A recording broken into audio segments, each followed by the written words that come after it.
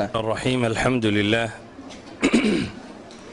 والصلاة والسلام على رسول الله اللهم وفقنا لما تحبه وترضاه وبعد فسلام الله عليكم ورحمته وبركاته إخوتي في العقيدة عموما تاريخ marka laga warramayo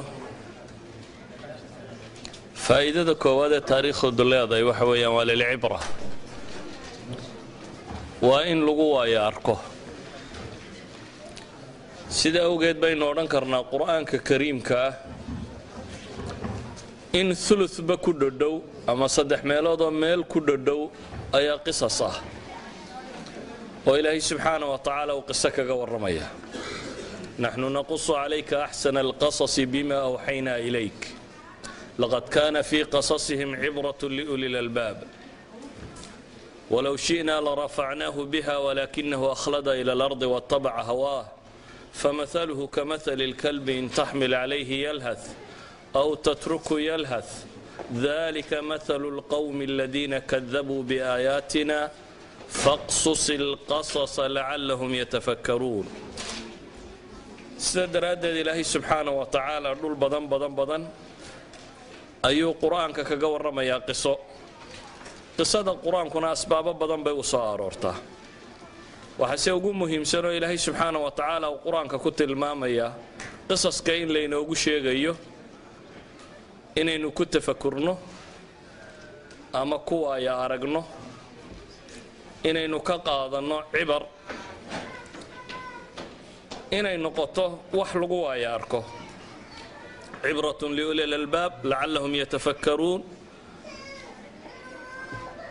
markaynu u fiirsanno markaa qisadu sideedaba waxa ugu quruxda badan lee ku jira waxa weeyaan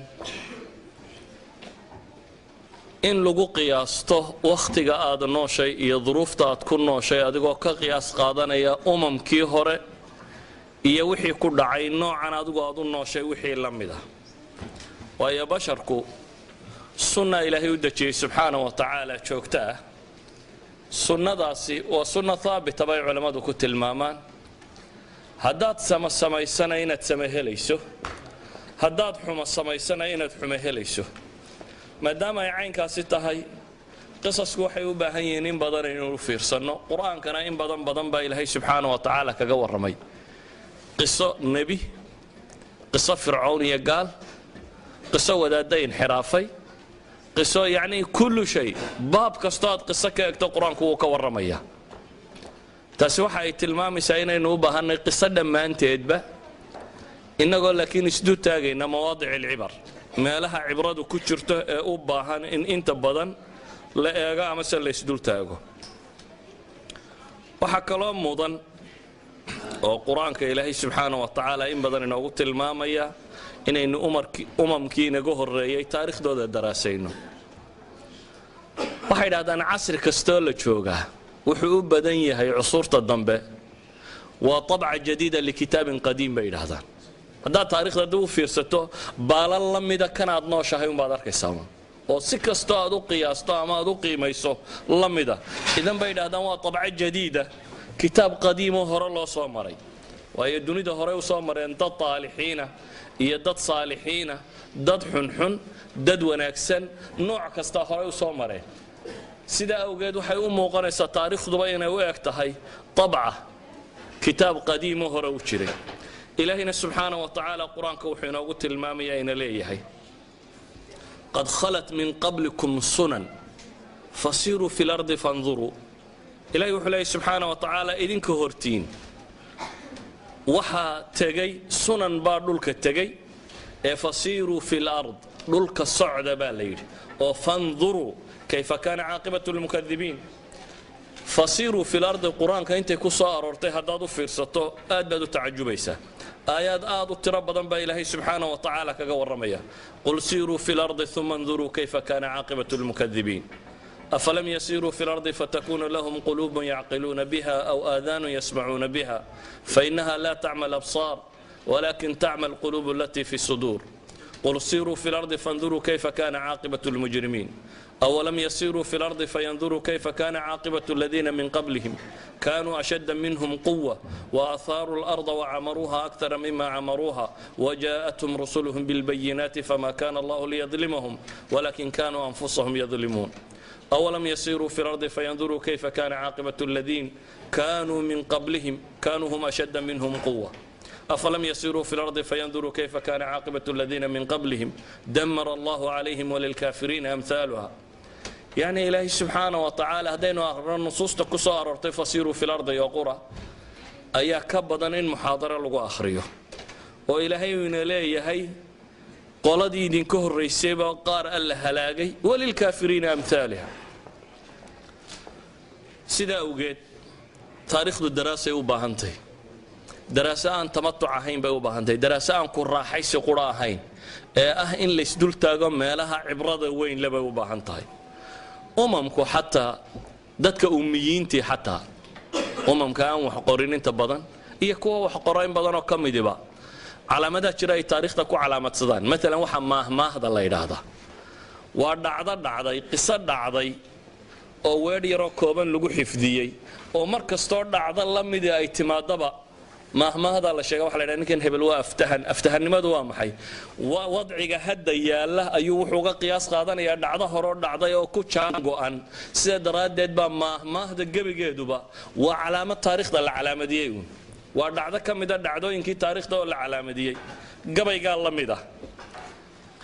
جبي ده أنت بدن تاريخ ده واللجوء علامة صدا ودعضه يندعي تاريخيا يا جبي يرى كوباني وتل ما قصاد وترى بدن له ولذلك waxaynu u baahannahay sideedaba qisad dhammaanteed inaynu aad ugu noqonno taariikh muslim mid walba waa ilaahay quraanka mid gaal iyo mid muslim oo kaga waramay مواضع العبر كان inaynu isdhex taagno ama isag taagno dariskan maanta la qoondeeyna waxa la yidhiina ka waramo taariikhda Andalus taariikhdeeda si ساعد يبرنا وشيء أنا قرن مايا أندلس دولة الأموية لبي سجاشن كي هجرية ده أيالا فرطي طارق بن زياد يا موسى بن نصير قائد كان لورنشري طارق بن زياد ودري لبي سجاشن كي بيبلعبين فرشدي أندلس يوجوه الرئيسي أندلس ووطن كي يرى إيبيريا لورنشري أما وجزيرة ما أنت عنكا إسبانيا برتغال أيو بدنيهين غرناطة وآخر مملكة إسلامية غرناطة مقالة هذا الله يرهدا مملكة دي قدام بشيء إسلامي هذا يكبح هذا سداد بقول تضبي سجاشن كي محرم كودة دي بالله قصة صار آخر الملوك أبو عبد الله نكى هو يدي قبل جو تري رسائل هايد بغرطويات سيد الرجع إلى لين ويدي سيد الدمر كوجو قبل أبو يترينيس يبكي مثل النساء قبل وكشرو وأي تلمام السعادات سيد الرجع إلى شنكر ويدي سيد الدمر كوجو وحليدي مركي وجودن بيسيو كدقاقي معاهدة أيوك كجبحي معاهدة مركي لك على الساحة ودونيه فلوس أكتر قدبوا قصرية دي سيو حيسي مركاسائل مكسود ده بالليل هو يدي بمركا ويرد تنكتري وتاريخ مركا سداد بقول يشان سنوات ككوبان سداد كدقيقين اللي سيها دانو غيبيو طبعا كي سنوات بحال دقيقانو هيا طبعا كي سنة تاريخ ده كم مدama هل دقيقة يكسو بيجمية مركا وأدكتي تاريخ أندلس إن كجا ورنا سداد دقيقة يوحلا مده عموما أندلس لبي سجاشن كي لقى بلابه إلا بقول سداد يصدم كي هجرية ده وحي هو سيمني سي الخلافة الأموية مركي خلافة الأموية يدعدي الدولة العباسية يمشى قبصتي ويل دلني يرى أمويين تكمدا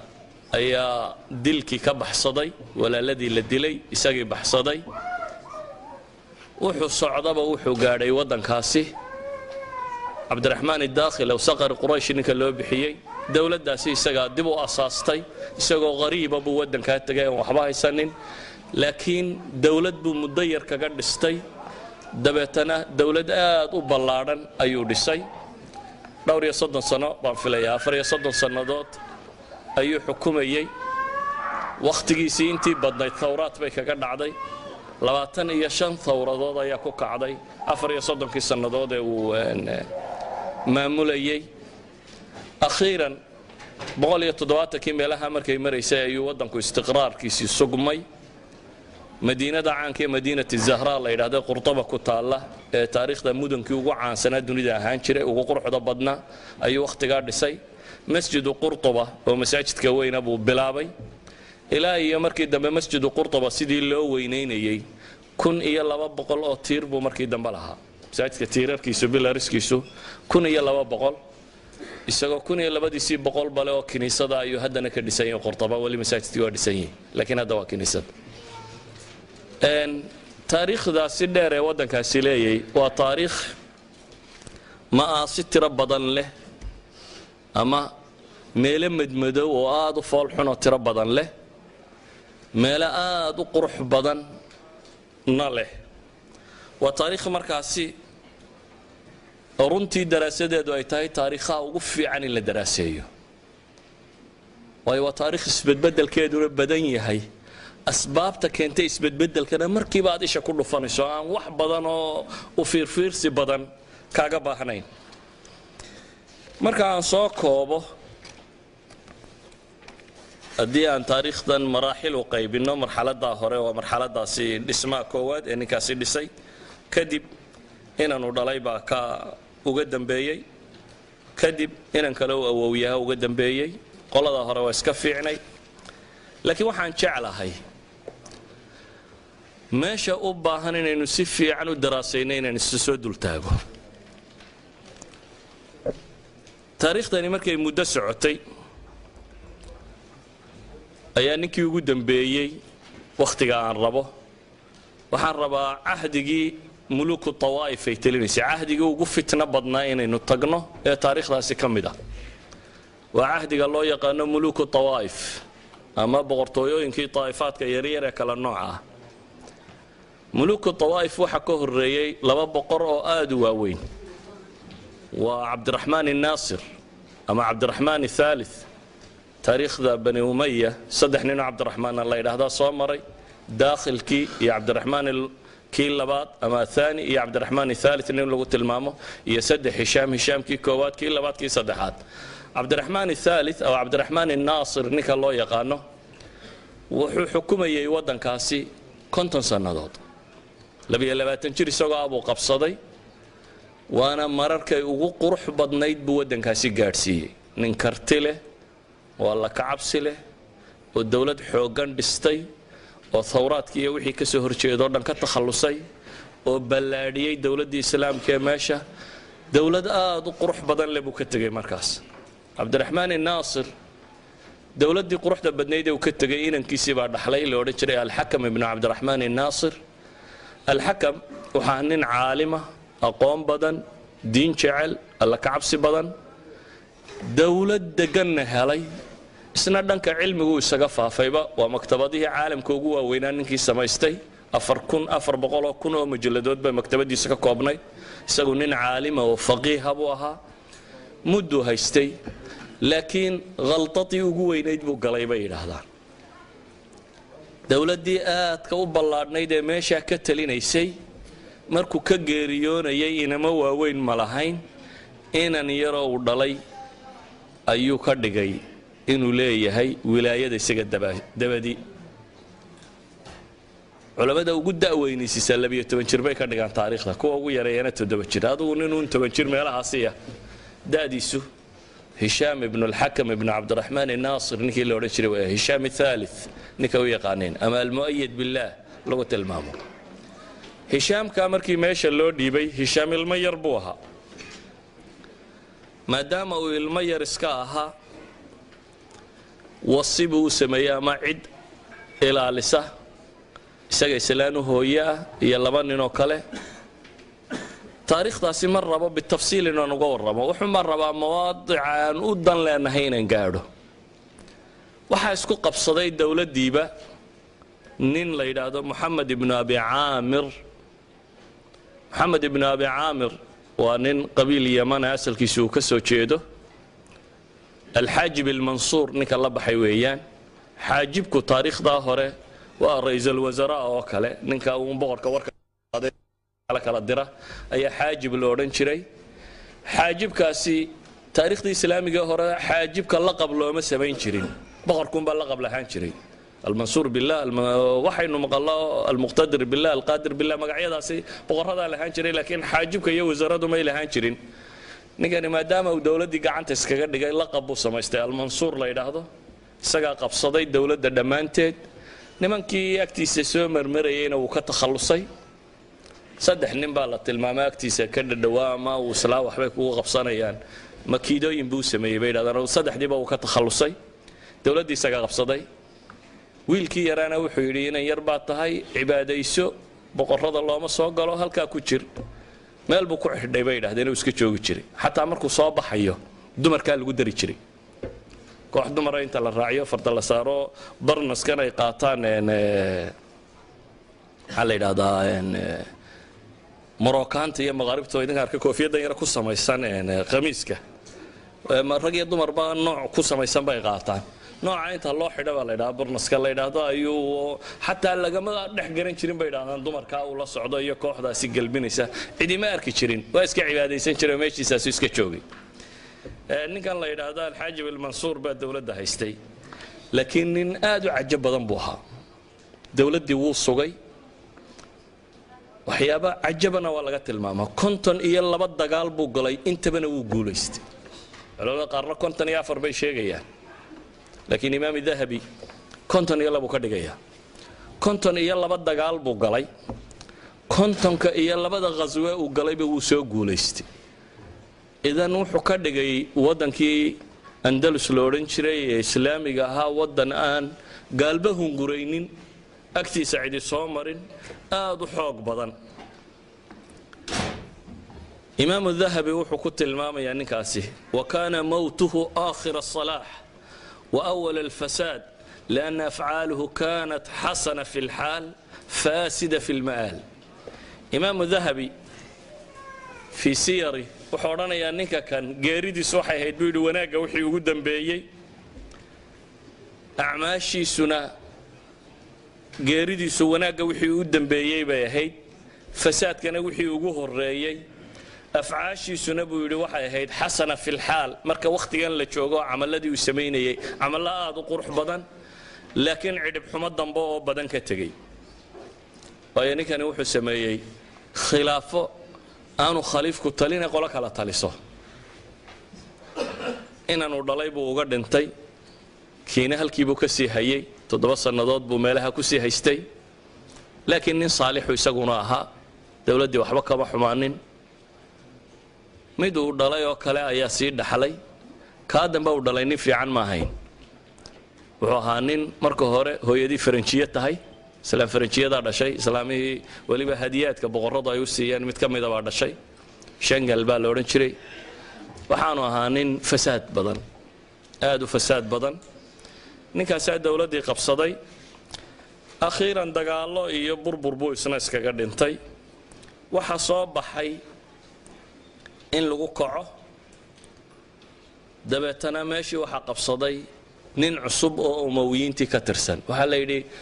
waayo shanjalkani wuxuu sameeyay khatarta kale waxay ahayd labadii hore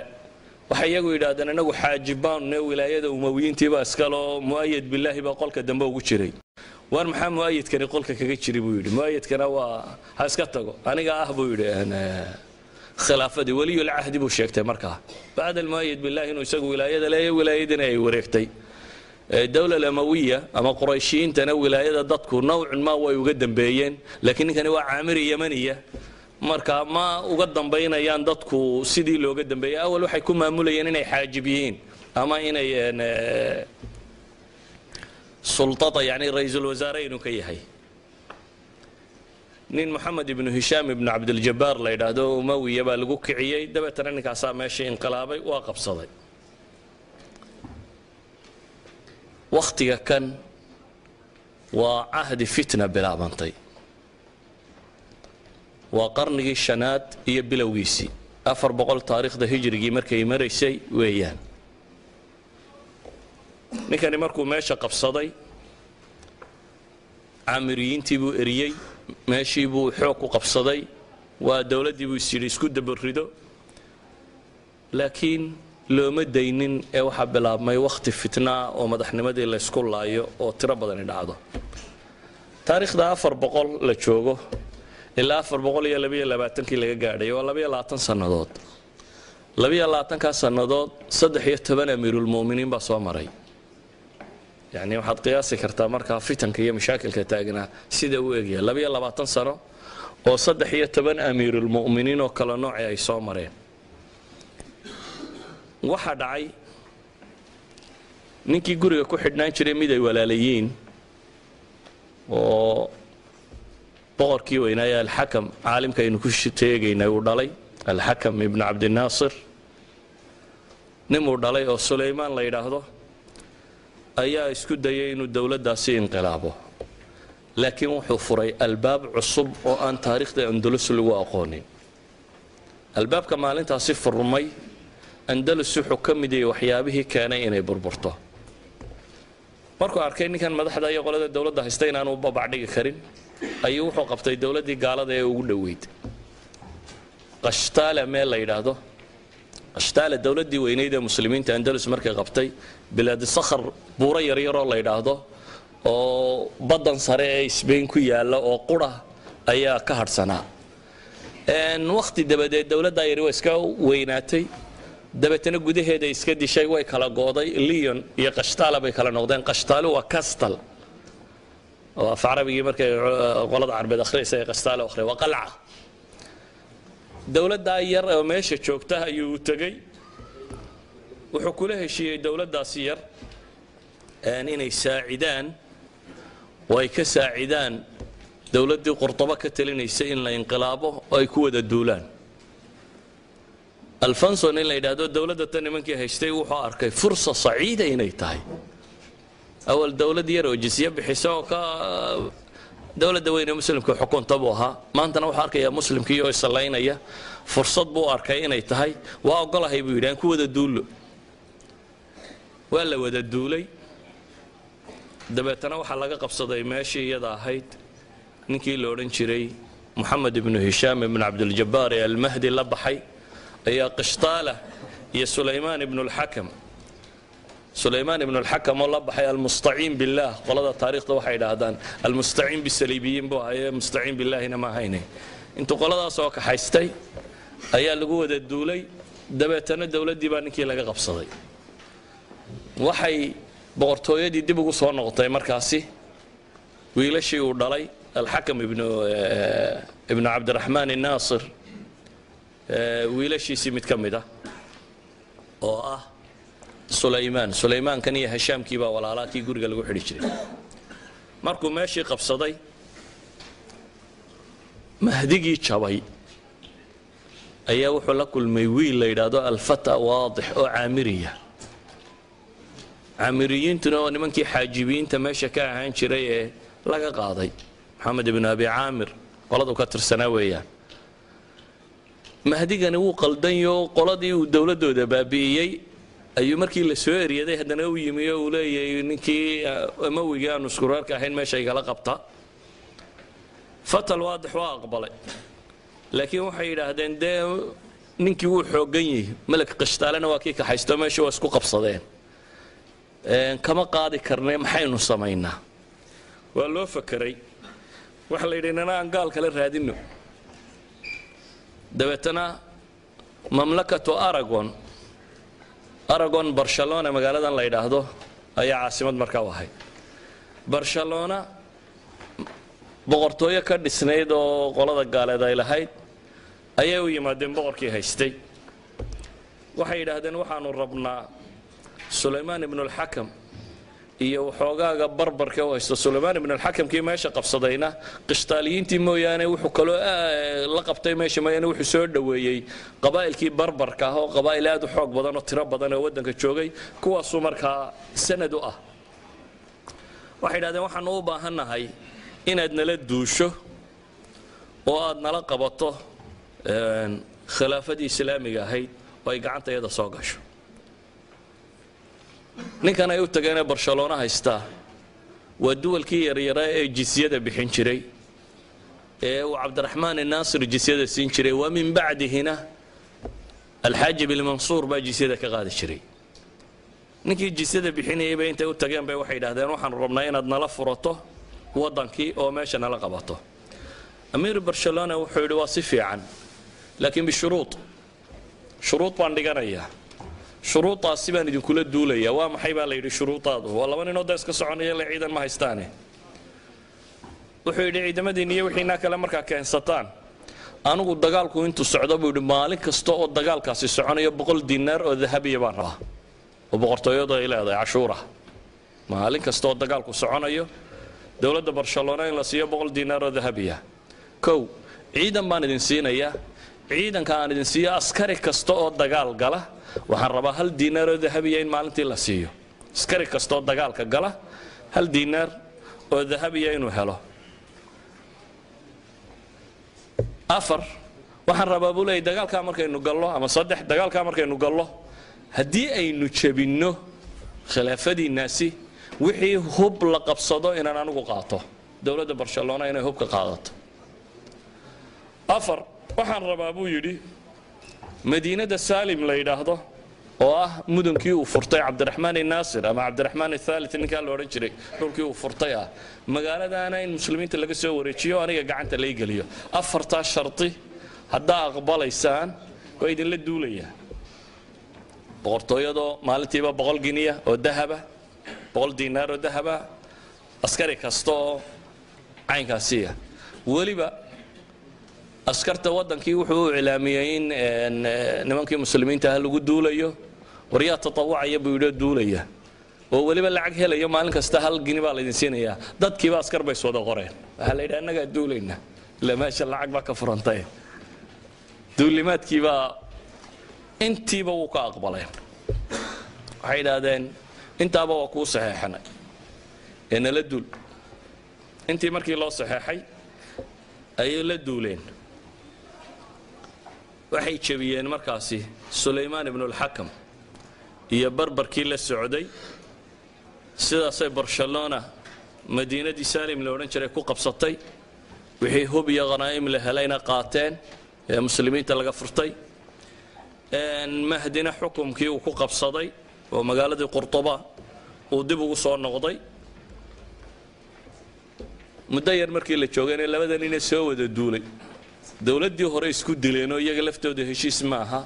al-Fath al-Waadix baa makiida u dhigay oo mahdigiina isna uu ka takhalusay meeshii isaga isu dhigay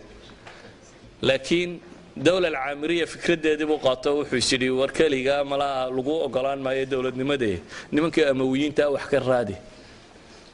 المؤيد بالله هشام بن الحكم بن عبد الناصر كي غوريga ku xidhnaan jiray oo meel iska joogo soo helay markaas uu war khilaafadii baa soo dhiciya kaale mar dambu ki kameesha laga qabsanaya waa walaalkii waa Sulaymaan ibn al-Hakam هشام ibn al-Hakam buu soo ka haystay Fath al-Waadix dabeetana wuxuu yiraahdaa adigu noqo boqorkii meeshii buu iska fadhiistay kiina Sulaymaan ibn al-Hakam baa meeshii qabsaday waxaan leeyahay Fath al-Waadix ayaa meeshii qabsaday Sulaymaan ibn al-Hakimna waa la yeeriyay gaaladeeg sibay baratay Sulaymaan ibn al-Hakam isna wuxuu yiri bal malik qishtaala dib ugu noqo hagaal aan in adigu dib u laabto wuxuu tagay alfansihi ka talin jiray qishtaala ee berigii horena saaciday mahdigii la riday Maxamed ibn Hisham ibn Abd al-Jabbar ninkii meesha kala qaaday waxay yiraahdeen meeshii nalaga qaad de mar damaan rabnaa inaad nala duusho saasmiyaha bal saddex cashay suga buu yiri saddex casho hal ay sugo saddexdii cashay uu joojiyay ayuu boqorkii qashtaala haystay nin buu soo diray qoladii kan inqilaabtay buu u tagay uu nin u diray wuxuu yiri halkan waxa ila jooga Sulaymaan ibn al-Hakam oo raba in la soo duulo waxoogaana de ballan qaadana waan ka hayaa maxaan kaga hadhi karaa idinku ay siinaysan dad rabtaan inaan la soo duulin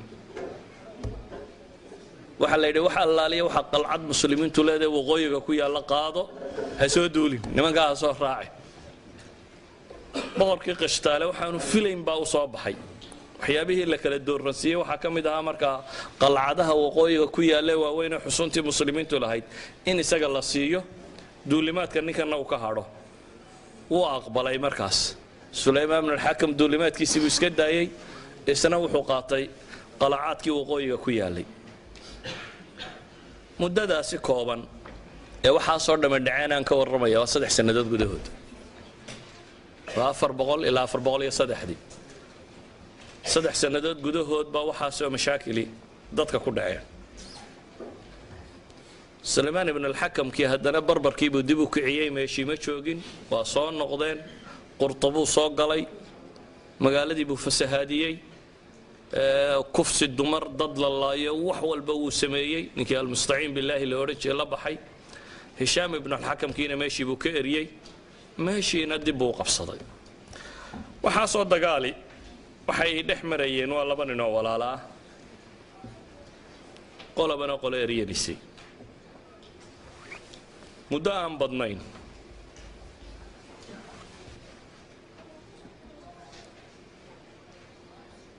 ayaa fitankaasi soconayeen waqti yar kadib ayay qoladii barbariyiintii ninkan waday baa waxay dhaaheen horta heedhaa maxaynu ninkan u wadnaa maynaba meesha qabsanno intaynu wadno ninkan umawiga ee sulaymaan ibn alxakamka maynu sulaymaankaba ka takhallusno inagu qabsanno iyana meeshii bay ninkan ka qaadeen waxaaba qabsaday meeshii gebigeediiba nimankii barbariyiinta ahaa cali ibn xamuud nin la odhan jiray waa qurtabo qabsaday walaalkii qaasim ibn ishbiiliyuu u dhiibtay dabeetana meeshii bay qabsadeen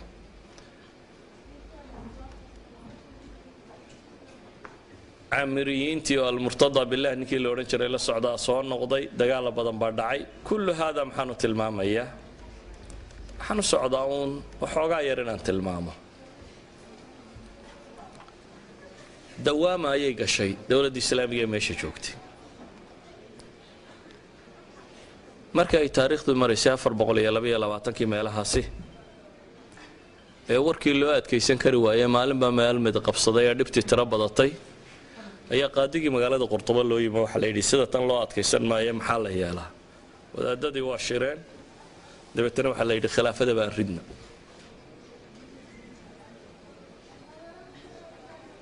abulxasam ibnu jahwar qaadigii la odhan jiro nin cibaado badan cilmi badanna ahaa ayaa madax laga dhigtay waxaa la riday khilaafadii ama dowladdii meesha ka talinaysay markii burburkeedii tiro batay dabeetana waxaa la iclaamiyey majlis shura majlis la yidhaahdaa inuu ka talinayo qurtuba magaalada loo yaqaano khilaafadiina inay dhacday dowladdii khilaafadii islaamiga ahayd ee andalus ka jirtay waxaa lagu kala diray shirkaasi uu qabtay abulxasam ibnuljahwar caalimkaasi la odhan jiray iyo culammadii la socotay waxaana la goostay in majlisu shura uu ka taliyo waddankii laakiin waddanku wuxuu iska noqday waddan dhibaato tiro badan ay ka jirto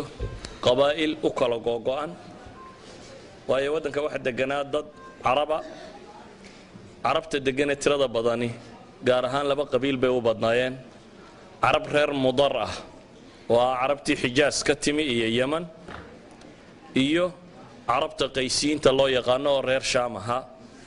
waxaa kaloo joogay barbarka oo qabaa'il aad u tiro badana waxaa kaloo joogay qabaa'il ama dad loo yaqaano asaqaaliba saqaalibadu culamada taariikh dadkan ay saqaalibada ku sheegaan waxa weeyaan 3 qaybood baa loo qaybiyaa saqaalibada kuwa yidhaahdaan saqaalibada galbeedka oo waa boolandiyiinta iyo jeek iyo slovakiyiinta iyo kuwaasi kuwa loo yaqaano saqaalibati shar oo waa ruusiya alkibaar iyo ukrainiyiinta ama ruusiya siqaar oo balorasiyiinta iyo wax la mida iyo saqaalibada junuubka oo ah yurubta koonfureed kuwa jooga dadkan intooda badane waxay ahaayeen dad waddanka jarmalku intuu duulo oo caruurtoodii wuxuuda soo qabqabsado iyo adoonnimo loo iibin jiray dabeetana mujtamac dhan sidii mamaaligtii atraakta ama masar oo kale qabsatay dad noocaasay noqdeen marka waa qabaa'il tiro badan oo iyaguna waddanka degan markii ay dhacday in dowladdii khilaafada ahayd ay baabaado loo soo guuro majliskaasi shuurada ee culimmadaas sameeyeen waxaa dhacday inaanay iyaguna xukumin magaalada intanna ay magaalada joogaan mooyaane waddanka intiisa kale aanay xukum xoogan ku haynin sidaa daraaddeed waddankii wuu kala googo'ay waxaa soo baxay 22 dowladood oo cusub andalus meel yar bay ahayd andalus waxaa lagu tilmaamaa inay ilaa 600,000 meelahaasi in ku dhadhow 600,000 oo kilomitir isku wareega inay tahay يعني waddankii Soomaaliya 627 buu ahaa Soomaaliya in leeg rulahan marka la eego Soomaaliya oo 22 dawladood noqoto qiyaas reer waliba intii yareeyay uu haystay intuu goostay ayuu dawladda iclaansaday marka hore 7 qabiilo waaweyn bay u kala googeen Banu Abaad niman la yiraahdo oo Ishbiiliya iyo gaarkeeda qabsaday niman Banu Ziri la yiraahdo oo Qarnaata iyo gaarkeeda qabsaday بنو جهور وقاضي إنه كور رميني وسقوا قرطبة يا مناطق ده كحيران قبصدي بني الأفطس نمان الله يرهده بربريين ويجونا قبصدي باطليوس مقالة الله يرهده ينتو دو بني الذنون نمان كالله يرهده أو قبصدي طليطلة توليدو مقالة الله يرهده ينتو دو بني عامر نمان كالله يرهده ويجو قبصدي بلنسية أما فالنسي ماشان الله يرهده بنو هود oo yana qabsaday Sarqasta ama Saragoza magaalada la yiraahdo iyo inta u dhow waa Spain tan yare arkaysan ee Portugiiskan intan oo 22 dawladood loo qaybiyay Portugiiska iyo Spain oo la isku daray oo waliba qaybta sare oo dhan Lyon iyo maxaa la yiraahdaa Qishtaala iyo qaybtan Barcelona Aragon dawladii loo oran jiray intaasina dawlado kale Kristaan ay ka sameeyeen intii ka hooseysay ee muslimiintu haysteen ayaa waxa loo kala qaybiyay 22 dawladood taasi waxa soo baxday markaasi qabiil wal ama reer yaro waliba intuu meel qabsaday ayuu dawlad ku sheegay meel yaro kasto dawlad lagu sheegay waxa loo samaystay nin madaxweynaha oo amiirul mu'miniin sheegta ومقالة وحايستا وانا لقب كلا إذا أمير المؤمنين بو هايستا عيدا بو ليي وزير رو ليي لعقبو ضابع ديقارو رسمي قيمة دحتو يدي سوكو يالو سفير رو ليي ودرتو نوى اللي بد دولة وحي اي شيغان جرتوردن ايو شاكتاي دبتنا وحي نقدين دولة يرير ولا بيا لباتنا ولا بيا لباتن كوبا اي عليهين oo mid waliba walaalkiisa ugu dhow ee muslimka uu iska eegayo si uu walaalkiisa u dhow muslimka ugu xoogaystana dawladaha gaaleed markaasi ka xoog waaweyn mid kamid ah uu dabada saaray ama se uu ku tiirsan yahay taasi waxay keensatay in gabayaagii la oran jiray al-Hasan ibn Rashiid sidoo imaam Dhahabi siyarkiisa jiska 17aad safxada 144aad ku soo naqlinayo inuu gabayo yiraahdo mimma yuzahiduni fi ardi andalusa سماع معتصم فيها ومعتضد ألقاب مملكة في غير موضعها كالهر يحكي انتفاخا صولة الأسد يعني قبياغا سي مسلم كابا وحلي وحيابها نغت جيب أندلس وحا كم دبولي دولك أندلس وحا نغت جيب مغاعيدا انترادا بدن لمعتصم يا معتضد المعتصم بالله المعتضم بالله المرتضب بالله المؤيد بالله مدولي باللقب كيما دحتويد ولا هانشر تيبو لبحي waxaan ka fogaaday waxa kamida buu yiri magacyada tirada badan leh ay nimankaas la bixeen wa alqabu mamlakatin fi ghayri mawdi'aha bulay wa magacyo dawladeed oo aan laakiin meel dawladi joogto loo bixinin kalhir yahki intifakhan sawlat al-asad بعض الروايات سورة الأسد بينها وسيدي بو يري على هذا عري جير كاللي بحس ككعية عري هدو جير سككعية دي اللي بح نقر ما يوم وبصدقون انت جير كسككعيسي جير اللي بحس شوية كيسي بيلا مدين يعني الدولة ده معها وحب لما وقت كان وحي تاريخ الله يقانو عصر ملوك الطوائف أفر بقول يلا بيا لباتنكي إلا أفر بقول يسدحي سديتكي بالسعودي أفر بقول بيا لباتن إلا أفر بقول سدحي سديتكي ووقت إلا بحين مركان ملوك الطوائف ملوك الطوائف oo qaybaha aynu soo sheegnay ee labaatanayada ku dhadhow waxay caan ku noqdeen kow dad taraf jecel bay ahaayeenoo nimcaystay wadanaad u lacagaystay oo nimcaysta baa la googoostay dabeetana waxay noqdeen bay leeyihiin dad tumasho heeso bariis iyo baastiya wax la cuno laga shaqeeyo cuno laga waramo mujtamac nooca u koray bay noqdeen bay leeyihiin waa mar labaad waxay noqdeen mujtamac duwaylaad yaryar oo dawlad waliba colka ugu weyn ay leedahay uu yahay kan yara kale u jaarka reer hebela meesha yar ay haystaan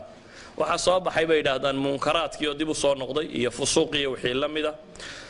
waxyaabaha aadka u foosho xun la soo korayna waxa ka mid noqday dawlad waliba si ay u jirto kuwan yaryar ka midi waxay dhabarka saartay dawlad ka mid ah dawladii gaalada ee roona ama iyaga ka xoog badnaa markaasi ayay mid waliba dhabarka saartay waxyaabaha ka sii foosho xun la meesha tan ka soo baxay waxa ka mid ah dawladaha yaryar intooda badani waxay bixin jireen jizya si ay u jiraan yani waxa taariikhda ku daraasayn jirteen dawlad islaamiga jizya qaada kuwan iyaga jizya bixin jiray waxaana la siin jiray maliku qishtaala iyo boqorada kale u dhodhow ayaa jizya ka qaadi jiray duwalkan yaryar sanad walba uu cashuurta ku soo dalaciyo lacagta laga rabo inay soo diraan intii hore laga badinayo iyadoo la leeyahay waxa la ilaalinaya nabadgelyadaada iyo dadkaaga iyo mujtamacaaga lagu ilaalinaya waxay soo baxeen boqorro yaryar oo markaa nin waliba meeshiisa sidii u xejisto un dawlad weyn oo gaaleedu ku tirsan iyadana intuu lacag siiyo uu yidhaahdo kuwan kale ama magaalo iga qaad ama igu yaro durki ama aan kan magaalo ka soo qaato waxa la isku hayo dhamina waa magaalo aan ka riixdo iyo magaalo kaasi ay iga riixdo حد بيقعد ابن حزم الأندلسي عالم كي لورن شري ويراهضه ويراد اللاذعة والله لو علموا أن في عبادة الصلبان تمشية أمورهم لبادروا إليها فنحن نراهم يستمدون النصارى فيمكنونهم من حرم المسلمين وأبنائهم ورجالهم يحملونهم نصارى إلى بلادهم وربما أعطوهم المدن والقلاع طوعا فأخلوها من الإسلام وعمروها بالنواقيس لعن الله جميعهم وسلط عليهم سيفا من سيوفه وأود ابن حزم ابن حزم باوحو قاعدين ويداهدو إلهي بان كل دارته هدي أيو قادان بيدو كون مدحض الشيغانية عبادة الصلبان كروس كاين يعبدان إن الرمود وقفضودان يانا أرنتو كوكالا سعونيسو ويسكا عبدا ينبيدي وضعنا ما ضحضا بيدا دي ما انت الله يدادو كروس كعبدا رميسو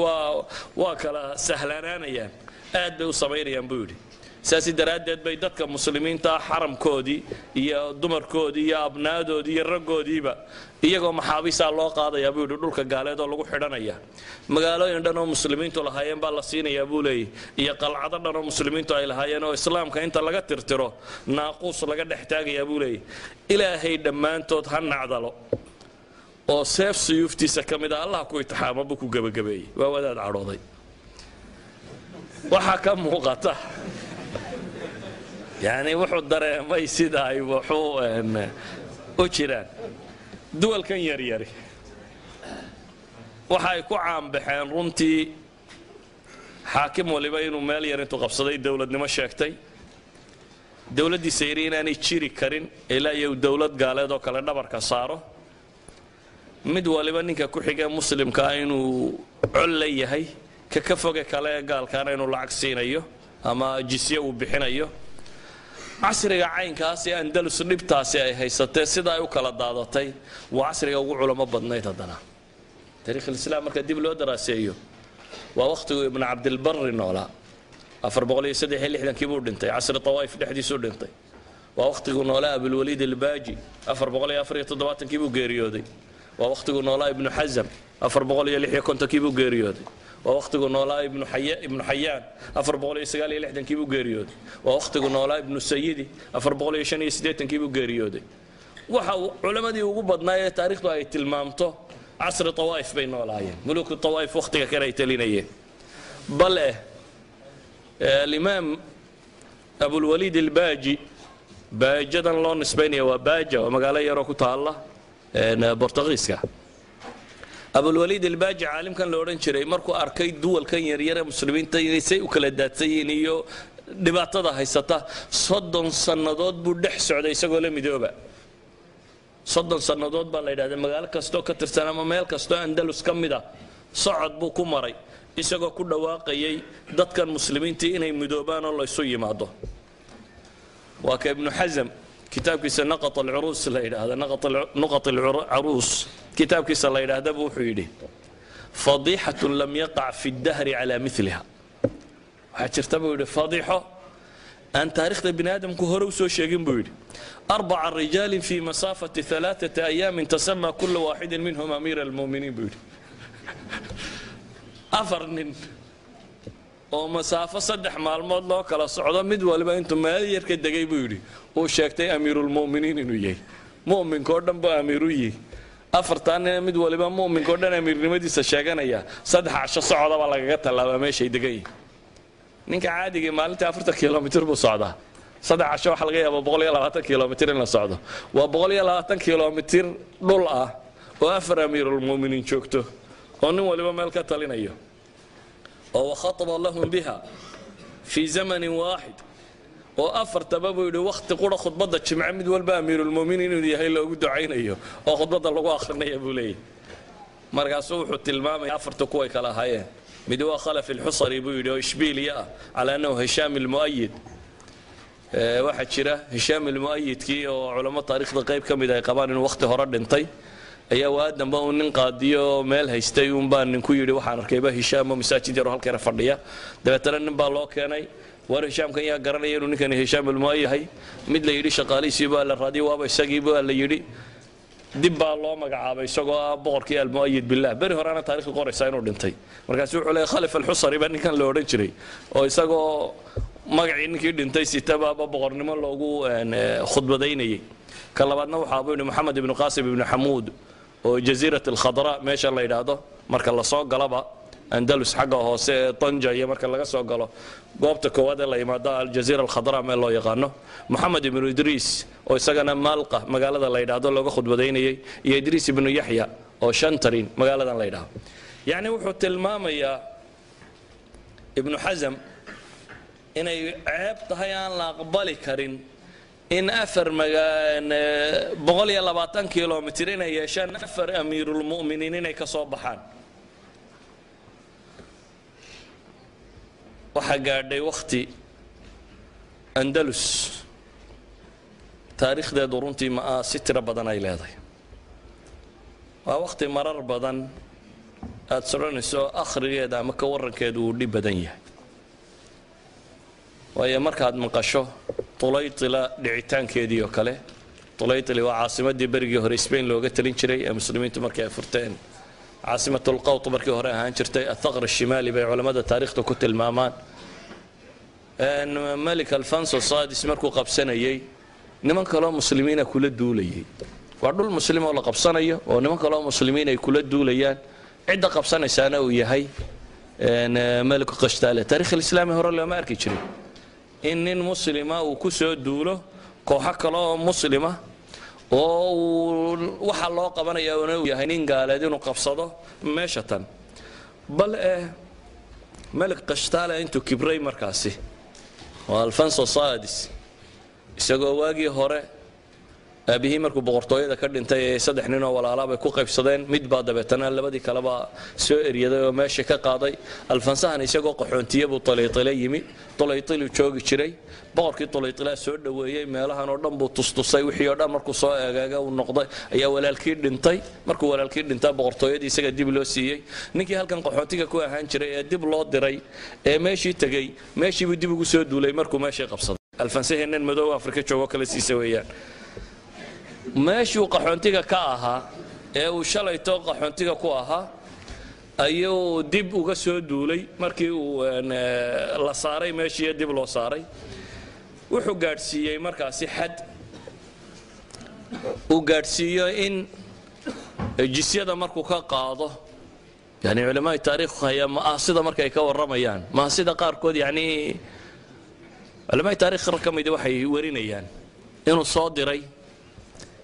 nin kamid ahaa boqor wasiiradiisii oo yiri lacagtan la isiinayo jisyada si fiican u soo baad lacagtu de waxay ahaan jirtay dahab iyo fidda marka lacagta laga qaadanayo nimankan naaqidiinta ah ee baa jira waxaan eega inuu real yahay iyo waxde macdan aan real ahayn inay tahay marka lacagtii markii laga ururiyay wixii almuctamid billah kii la odhan jiray meeshiisa markii la joogay ayuu wuxuu ku yidhi boqorkii arrin kaluu isoo faray waa boqorkii yaraa qashtaale haystay waa maxay buu yidhi arrinta kale uu ku soo faray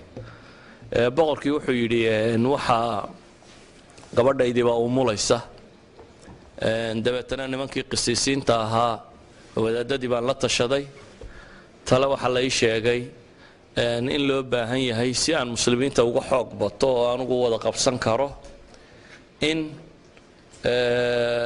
islaantaydu ay ku umusho masaajidka qurtuba waa codsi uu soo qortay maliku qashtaala boqorkii almuctamid billah ishbiliya ka talin jiray ayuu wuxuu leeyahay qurtuba isku haystay buu wuxuu leeyahay waxaa loo baahan yahay boqorka habartiisii baa umulayse inay ku dhasho مسجد قسطالة مسجد قرطبة سعد كوين قرطبة يعني واحد تنكين يا واحد ويان ومركو الدرامي دتك كرينا دت كلالومي oo liita oo midbaka ku xigay iska eegayo oo midna aanu kaligii markaa iska celin karin ama aanu wax iska rabi karin uu yahay uu ka qabsaday magaaladii Tulayt la oran jiray ayaa codsigiisu xadka kan gaadhay taasi waxay sababtay inuu waxoogaa naqwa qaado ninkii safiirkiiba uu dilo loo soo diray oo dabeetana rabshada ay dhacdo oo ninkii duulimaad soo qaado oo mashaakil tiro badan ay u dhaco ilaa xad markii dambe boqoradii yaryar ay soo yimaadeen oo yiraahdeen war maxaynu sameeynaa wadankiina difaaci kari mayno markaas ay yiraahdeen aanu nasriga aan soo waaridno waraan caalamul islaami dib u eegno shimaali afrika ama shimaali afriqiya north africa dawlad cusub ka dhalatay oo dawladda almuraabitiin loo oran jiray oo markaas uu ka taliyay nin salafi ah oo loo oran jiray Abdullah ibn Tashfin Yusuf ibn Tashfin la yiraahdo uu ka taliyo waa oday 80 jir ah oo faraska fuushan hadana dawladda ninka iska talinayay bay u dirteen caawimo inuu soo siiyo dabeetana hadana iyagii baa dhexdoodii shakiyay waxay yiraahdeen hadduu inaga ka ciyaar muu ina qabsadaade diiba uu ninkan inaga riixaar muu isagu meesha qabsadaa maalintaasi waxay ku tilmaamaan almuctamid billah ibn Abbad kaasi go'aan adag buu maalinta qaatay wuxuu ku yiri wallahi la nar'a inaan geela ku raaco saxaaraha ayaa ay dhaanta buu yiri inaan khanziir raaco يعني إنه نكاس ما شبه سوق قبصده وقال يدر طبعا كدور بداية إن قشطالة أنتوا يقبصده خنازيرته اللي راعيه بوليه دبتنا وحي قاتين قوان كا إن مرابطين تالله يردو يوسف ابن تاشفين يعيد مدي سبايمي وقعد عن كزلاق الله يقانا يرد عضي ووقعد تاريخ ده وقعانا دبنا له شبيي qashtaale iyo nimankii ka talinayay markaas dib loo jarbiyay isaga darku ku baxsaday ciidamadiisa dhamaantood meesha ku jabeen qisaska taariikhiga ee masaa'ilkan ku saabsan mar rabo inaan balbalaadiyo laakiin waxa aan rabaa inaan tilmaamo mujtamacu markuu dhexdiisa isagu uu isnaaco dabeetana uu noqday yaa kursiga ku fadhiya kadibna tuulo waliba madaxweynaha ay samaysato waxa iska ilaalinaysaa ay tahay tuulada kale ku xigta isaguna uu waayo waligiiba magac dawladeed ha sheegto lacag ha samaysto wax yar ha qorqoro laakiin uu waayo muqawamaat alxayaa qaabkii loo noolaan lahaa uu waayo oo noqdo waxaan isdifaaci kareen ama waxba iska celin kareen waxay noqonaysaa inuu taxta saytarati dawlatin ukhra dawlad kale inuu iyada ku hoos noolaado oo wixii loo yeedhiye kasta uu aqbalo si ay tiisan yari u jirto 22 dawladood baa muddadaas yar meeshan ka talinayay oo midbaka ku xiga uu iska ilaalinayay oo dawladan kale ee meesha taala uu rabay inuu haddana nimanka waxa sameynaya dhan kale faqri ma hayn xolalaani ma jirin waa waqtiyadii ay ugu badnaayeen waa waqtiga yawmutiin ay dhici doonto waa taariikhda waa maqashaan yawmutiin kala sheego nin boqorada kamid ah ayaa islaantiisii boqortooyada xagga sare fuushay dabeetana iyadoo roobda ay bay waxay aragtay dad wadada lugaynaya oo dumar ah oo cagaha dhoobo intay ka yara fayteen dhoobo dhex socda markaas waxay tiri boqor aniguna waxaan doonayaa inaan dhoobadaas soo yara batalaqsado dabada u baxo qofka bini aadamka waxa caadiya inta ka maqan uu bini aadamku moodaa inay tahay nimcada rasmiga imka ninka baadiyaha jooga ee aan waxba haysanin talow daaraha dhaadheer mar uu yaa fuula buu isleeyahay kan daaraha dhaadheer fuushanina yaa buuraha marun kora buu isleeyo soo carcarara bannaankaasi oo hiita yar buu dhisanaya waa nolosha bini'aadamka caadiga ah yacni qofba inta uu haysta mooyaane inta kaluu raadceeya u arkaa inay raaxa tahay oo inuu soo sameeyey waxaas islaantan boqorku qabo 800 hablood baa la yidhahdaa dad ku dhadhow baa shaqaalaheeda ahaa u shaqaynayaan waxay jeclaatay inay dabadda u baxdo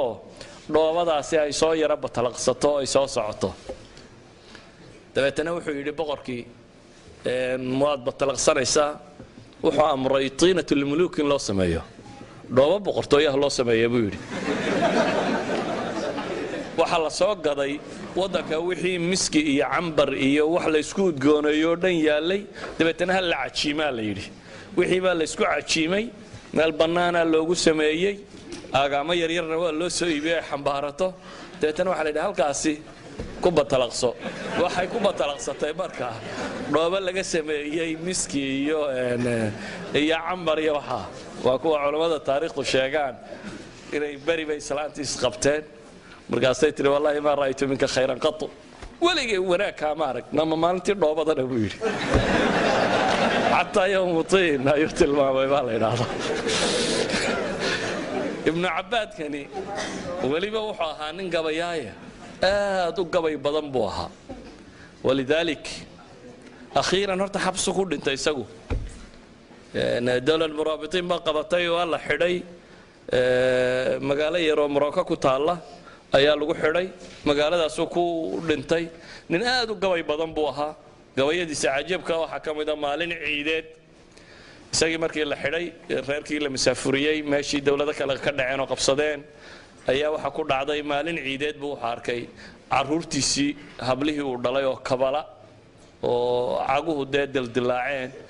oo islaantiisuna islaan gabayda bay ahayd oo adiibada oo macruufa la yaqaano islaantan uu yomutiinka ku taamayey oo islaantiina iyana reerahay maryaha u tashaa boqortooyadii iyo nimadii waxa ka dambeysay qaxoontinimadaasi isna uu xabis ku jiro islaantanina ay reeraha u tasho marada ay u tasho maalintii dambe carruurtiisii u timo gabay aad u macruuf u tirinayay oo marka dambena uu ka gabyayo cagaha hablihiisa buu ka gabyaya uu leeyahay waxaad moodaa maalinna inaanay qoladii dhoobadii ku socotay yacni maalinna inaanay qoladii miskiga taabatay ahayn baad moodaa gabay abuu tirinaya aad runtii gabay calaacal badana oo uu odhanayo yacni ninka iga dambeeyow adduun yacni farxad male waxba waxaad haysato isku dhoobadiiba waxaanu ka joognaa buu leeyahay kabala-aantaas gabay abuu tirinaya waxaan uga jeedaa may la'ayn dhaqaale lama la'ayn ama dad aan hanti haysan may ahayn dad dacfi kale ka jira may ahayn laakiin waxa ugu badanee meesha tan ka jiray wuxuu ahaa khilaafkaasi mujtamaca soo dhex galay iyo kuraasidaasi yaryara la isku qabsaday iyo mabaadi'dii kulliga ahaa ee la haystay oo la ilaabay oo loo noqday markaasi in dowladaha kale dhabarka la saaro oo la isku dayo taariikhda andalus meelo qurux badan iyo meelo liidataba way leedahay meelaha kan laakiin aan ka warramayo ogaan baan u doortay waayo horaan waxaynu u soo nidhi taariikhdu waa bayjaj maalinba bog la rogoo la akhriyo bog kastoo aad joogta waxaad arkaysaa bog horeo taariikheed oo uu la mid yahay dad maanta arkayso duwal yaryar oo tiro badan oo muslimiina 200,000 kun iyo 500,000 kun inta meel fadhiistan yidhi dowlad baanu nahay